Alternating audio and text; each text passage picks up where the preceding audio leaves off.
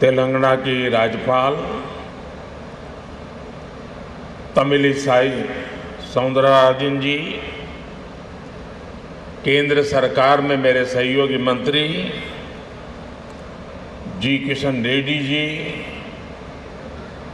संसद में मेरे साथी श्रीमान संजय कुमार बंदी जी, यहाँ उपस्थित अन्य सभी महानुभाव, देवी और सज्जनों, नमस्कार।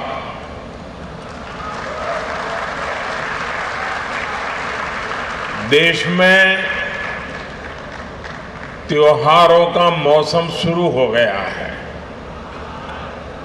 संसद में नारी शक्ति वंदन अधिनियम को पास कराकर हमने नवरात्र से पहले ही शक्ति पूजा के भाव को स्थापित कर दिया है।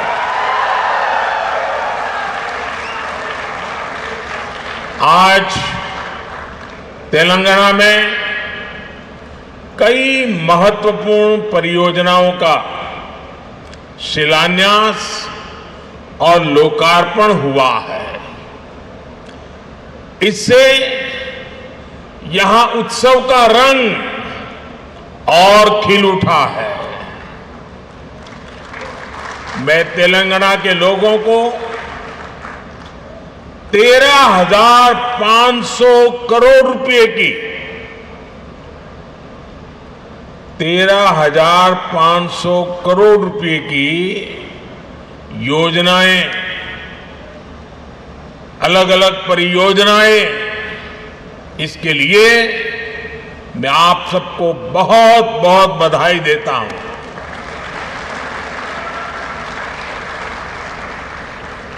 ना कुटुंब सभ्युल्लारा,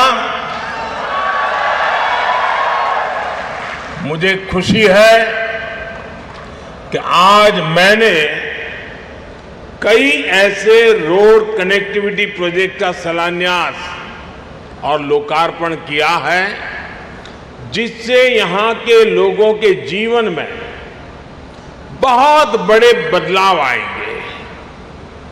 नागपुर विजयवाड़ा कॉरिडोर के जरिए तेलंगाना, आंध्र प्रदेश और महाराष्ट्र में आवाजाही बहुत आसान होने वाली है। इसके कारण इन तीनों राज्यों में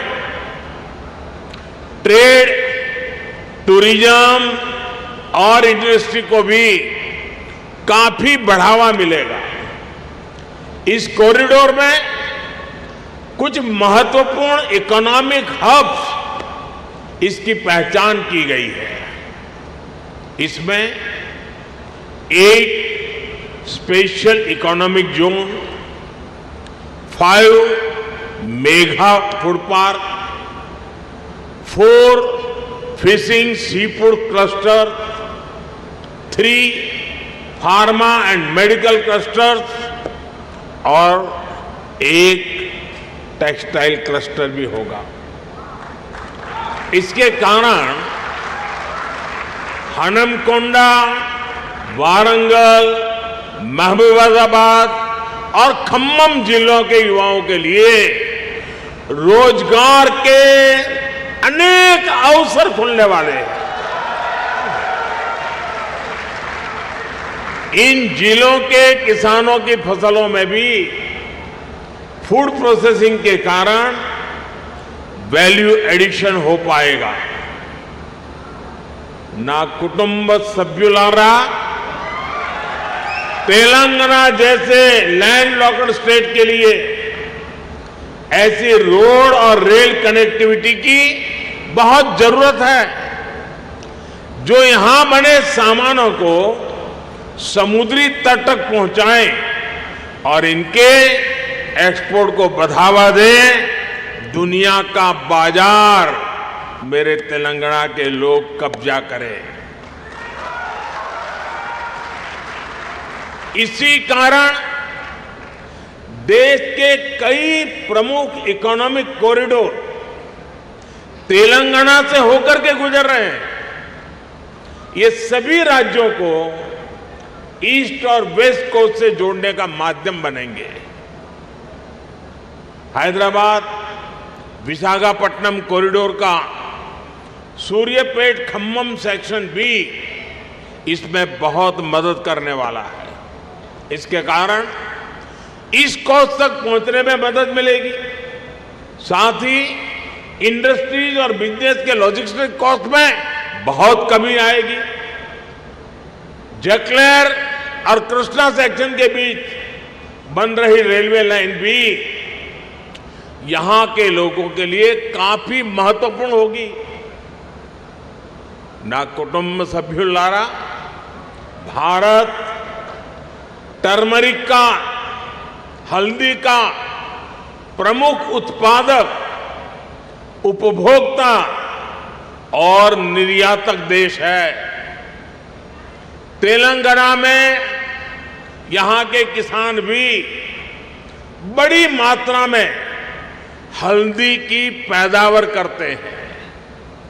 कोरोना के बाद हल्दी को लेकर जागरूकता भी बढ़ी है और उसकी दुनिया भर में डिमांड भी बढ़ी है।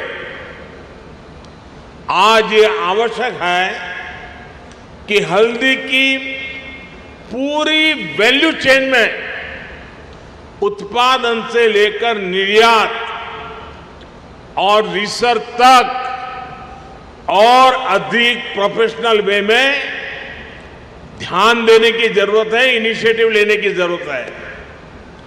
इससे जुड़े एक बड़े फैसले की आज मैं तेलंगाना की धरती से घोषणा कर रहा हूं।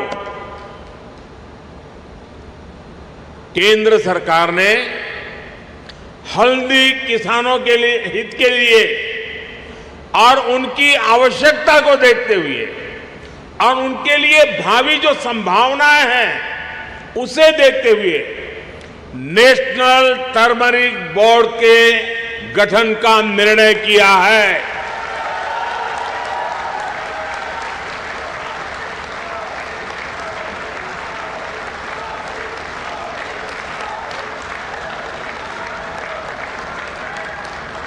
National turmeric board supply chain में वैल्यू एडिशन से लेकर इंफ्रास्ट्रक्चर के कार्यों तक किसानों की मदद करेगा। मैं तेलंगाना और देश के सभी हल्दी पैदा करने वाले किसानों को नेशनल टर्मरिक बोर्ड की उसके गठन के लिए बहुत बहुत बधाई देता हूं।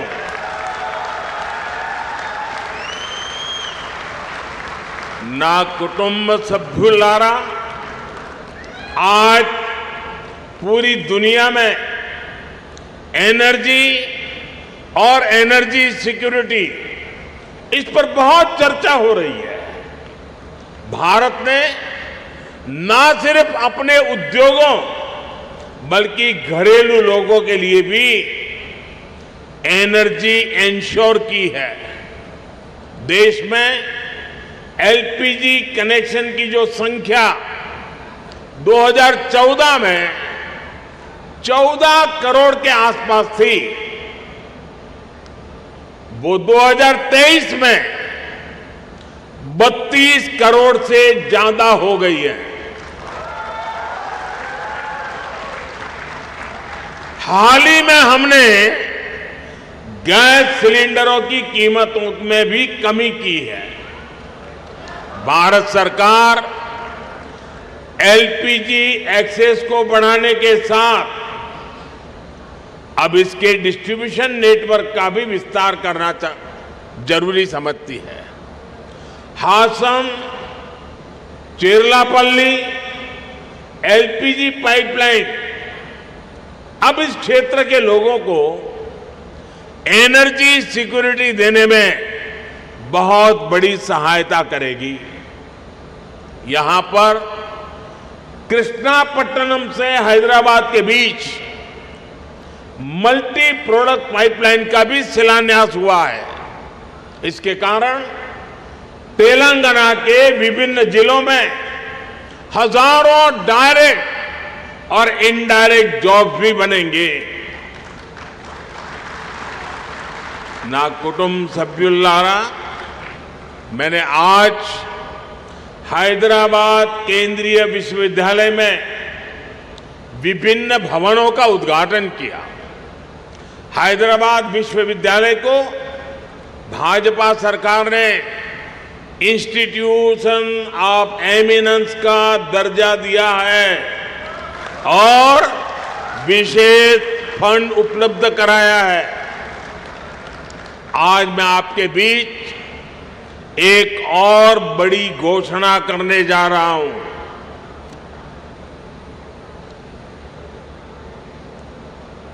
भारत सरकार मुलुगु जिले में एक सेंट्रल ट्राइबल यूनिवर्सिटी की स्थापना करने जा रहा है।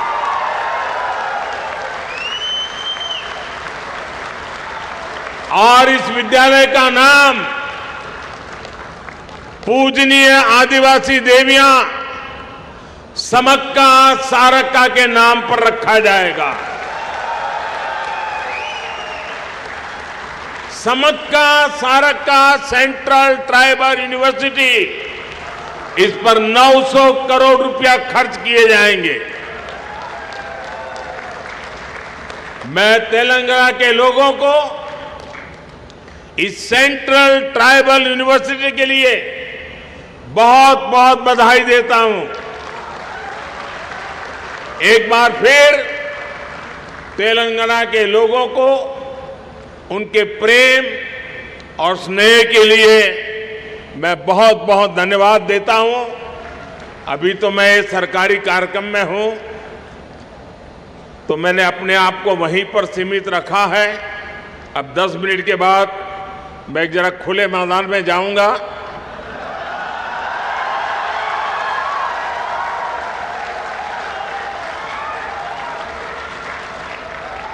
तो वहां जरा खुले मन से बातें करूंगा। और ये मैं वादा करता हूं, मैं जो भी कहूंगा वो तेलंगाना के दिल की बातें करूंगा, यहां के लोगों के दिल की बातें करूंगा। बहुत बहुत धन्यवाद।